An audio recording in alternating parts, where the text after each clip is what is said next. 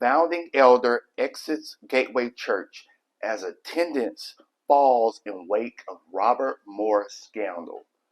Now, a lot of people are telling me, stop beating a dead horse.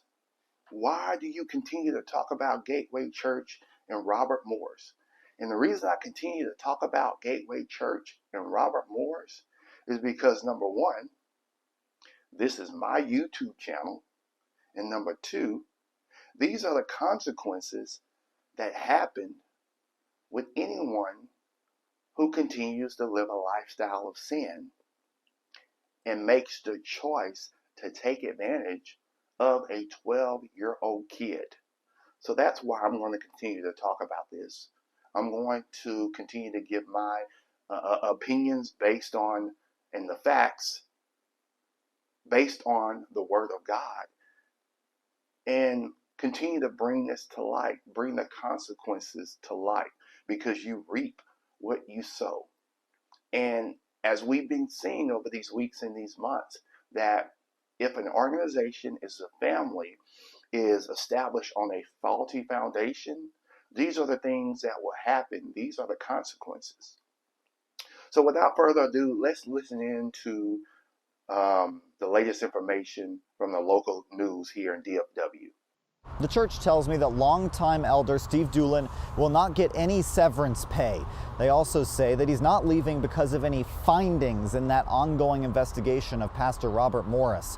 But he is the second elder to leave in just the last week, and Dulin has been here since the start. He joined as a founding elder in 2000 and served as an elder as the church grew to have more than 100,000 congregants. Because God is an amazing God. And he's going to do some amazing things tonight. That's Dulin preaching to the church a number of years back. In a statement, Gateway says he left after the elders, quote, decided to go in a different direction. Dulin and 3 other elders had taken leaves of absence as the church investigates its founding pastor, Robert Morris. He faces accusations he sexually assaulted a girl for years, starting when she was 12 in the 80s. He has since left the church, as has his son, James, who resigned last week. The remaining elders have launched a search for a new lead pastor, and on Saturday, the church spoke directly to the woman who brought the allegations. Cindy, in case you are watching, we want to again apologize to you on behalf of our entire church for the years of pain that you have endured. We've tried all day to reach Dulin and the other elders who remain on leave. All 3 were serving as elders in the church when Cindy Clemishire, who made the allegations, says she brought concerns forward to church staff in the mid-2000s.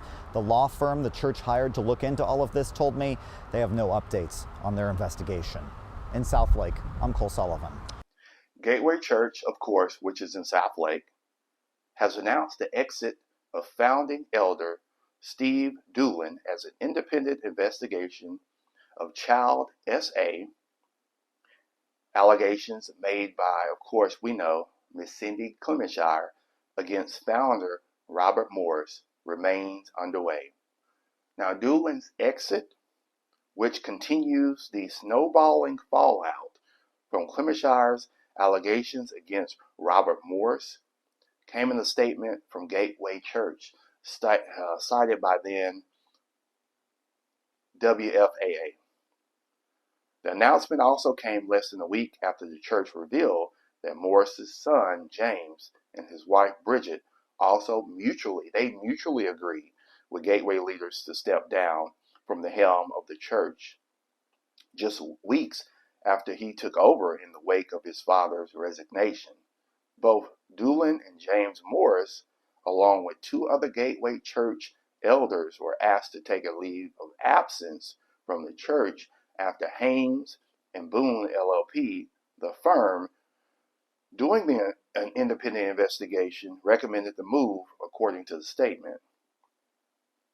Now, and I quote, Steve has served Gateway Church for many years in various roles.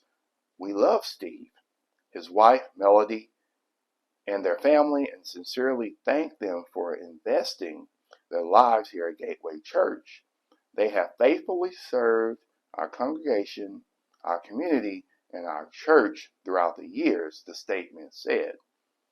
Dulin served as the executive pastor leading Gateway Kingdom Business Leaders Ministry, Gateway leaders said after meeting with Dulin earlier this week, they decided it was best to go in a different direction. No specific details regarding the parting were shared. We know that Clementshire publicly alleged in June that Morris began SAing her when she was 12 on Christmas Day in 1982 and continued the A for 4.5 years after that. Morris, who's 62, admitted to the Christian Post in an earlier statement that he had engaged in inappropriate misconduct with a young lady while he was a pastor at another church in his early 20s, but he did not name his accuser or disclose her age at the time. He would go on to resign from Gateway. We all know this. Now, in a recent interview with the Fort Worth Star-Telegram, Cam Hunt, a former youth pastor at the Gateway Church, who also played football for TCU, revealed that even though he and his wife are still members of the church and don't plan on leaving, it appears many have left since the scandal, noting that attendance over the previous weekend was undeniably down by about 50%, which is crazy. Now, the statement of faith and Christianity is that we keep going. That would signal to other people on the fray that this church is going. He said, leadership needs a complete overhaul, of course. Let's not repeat the sins of the past. That's a lesson for us all, including myself. And part of the sins of the past includes we put a person in God's place. Hunt argues that as the church grew, it appears to have lost sight of its priorities and began operating too much like a business. And I quote here, pastors are not meant to be celebrities. They are not meant to be on the throne that God is supposed to be on, Hunt said. If you are a Christian, the celebrity is Jesus Christ, which is so true. Your celebrity is not the person talking about the person you should be worshiping. Your celebrity is not the person talking about the person you should be worshiping. Don't worship the middle man. This is a brilliant statement, and this is facts. Oftentimes in the Christian community, we put our pastors, our leaders, our elders on a pedestal, and we lose focus of the one and only true God that should be worshiped and adored and put on a pedestal. We lose focus of that, and I'm talking to myself as well. So again, the fallout will continue to happen. Unfortunately, church membership will continue to dwindle, and the facts are the facts. Call it what you want. It is what it is. Let me know what you guys think of the latest facts of the Robert Moore scandal at Gateway Church. Drop your comments below. You know, I have thick skin.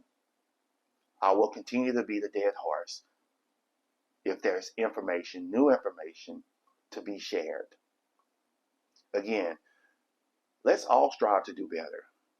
My anger gets the best of me. My emotions gets the best of me. So pray for me. My pride and my flesh gets in the way all of the time. So pray for me. Please do me that favor. And let's continue to put God who's on the throne, who's the Alpha and the Omega. Let's continue to idolize him and nothing else, because nothing else matters. Thank you for your support. Always strive to remain set apart. Take care.